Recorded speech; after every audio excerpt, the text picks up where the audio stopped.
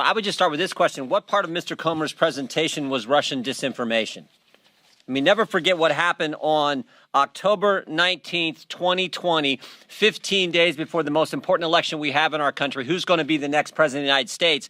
15 days before that, Mr. Brennan, Mr. Clapper, and 49 other people signed a letter that said the following.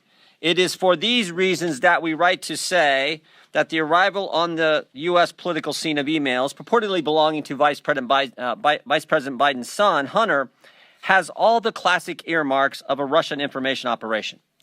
They further went on to say, we want to emphasize that we do not know if the emails provided to the New York Post are genuine or not, just that our experience makes us deeply suspicious that the Russian government played a significant role in this case.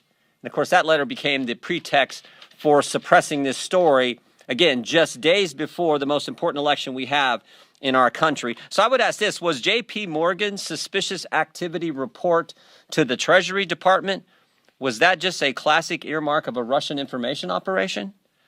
How about when Hunter Biden sent the email that Mr. Comer pointed to, sent the email asking for keys to his new office space, one for himself, one for President Biden, one for his uncle Jim Biden, and one for the emissary for the chairman of the Chinese energy company, CFCC. Was that just Russian disinformation operation in place? What part of Mr. Comer's presentation prompted the FBI to go to Facebook and say, hey, you want to be on the lookout for Russian misinformation here this election season? What part of his presentation would prompt that? And I think it's also important to understand, never forget how this story has changed. I mean, think about this. When it started off, it was, no, it's not his laptop. It's not his laptop. Then it was, well, it's his laptop, but remember, it's Russian disinformation and no one did anything wrong. Then it was, well, maybe he did something wrong, but President Biden didn't know about it. And now it's, well, maybe President Biden knew about it and was involved, but it didn't influence his decisions. In fact, yesterday, there was a story in Politico which said that. The story in Politico yesterday, investigating the investigators, dim strategists to launch counterpunch to House GOP. Story in Politico yesterday, here's what I said in there. Quote, no evidence has publicly emerged that Joe Biden's decisions were affected by his son's business dealings. Wow, we've went from it wasn't his laptop and it was Russian disinformation to, oh, whatever was in there didn't affect the president's business dealings, even though he was involved, even though the laptop was real, even though it wasn't disinformation. That's how far we've come. So I think I think there are all kinds of questions that need to be answered, and we're determined to get there. Here's some of them that I have. Did the FBI brief Twitter as well? We know they briefed Facebook. We know that had an impact on the election. There's been surveys done where thousands and thousands of voters across this country said it might have impacted their decision in the election in 2020. Did the FBI brief any of the 51 former intelligence officials who signed that letter? Again, that letter that became the pretext for suppressing this story.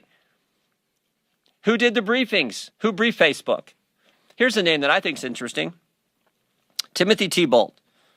So Mr. Thibault, now remember, we just did a report 2 weeks ago, Judiciary Committee, a report that talked about the political influence and the political shenanigans going on in our Justice Department based on 14 FBI agents who've come talk to our office as whistleblowers.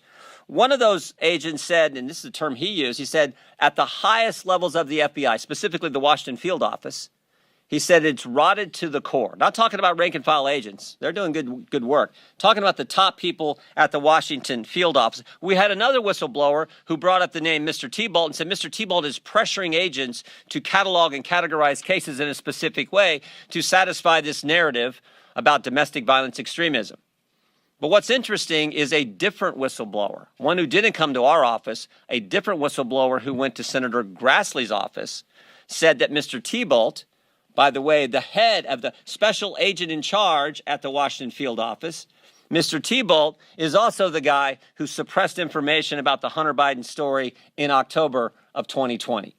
I'd like to talk to Mr. Thibault. In fact, we have asked to talk to Mr. Thibault, even though he said publicly, I welcome a chance to answer questions. He's refused to come in and talk to us. That's someone we need to talk to. Why has the Biden administration suddenly changed their position on suspicious activity reports? Used to be, Mr. Comer wanted to see him. Any member of Congress, any chairman wanted to see him. Any ranking member wanted to see him. Any member of Congress, any committee, you got a chance to see him. Suddenly, no, we can't see him. I think Mr. Comer and our team at the Oversight Committee would kind of like to see the other 148. They've seen 2. They'd like to see the other 148. So we're committed to getting to the truth, the facts. We think that's what the American people are entitled to. We're gonna try to help Representative Comer and the team here at Oversight with our work on judiciary, but with a specific focus on what the FBI was doing. We know these 51 former intel officials, they got security clearance. How often are they talking to the FBI? Are they talking to the FBI? Who's doing the talking? Who's doing the briefing? Were they briefed? There's so many questions that need answered so we can get to the bottom of this. And the final thing I would say is this. A colleague of mine said this in a committee hearing a few weeks ago, Mr. Gates. He said, when is the FBI going to quit interfering with elections? 2016, they spied on President Trump's campaign. 2018, it was the Mueller investigation. 2020, they suppressed information about the Hunter Biden story. 2022, they raided the president's home 91 days before an election. Maybe it'd be nice if the FBI and the Justice Department just stayed out of it and let we the people decide who we think should represent us, who we think should lead us. That's supposed to be how America works. So this is the focus on the Judiciary Committee, the political nature at the Justice Department, and the linkage now to what was happening with the Hunter Biden story. Again, just 15 days before we have a presidential election.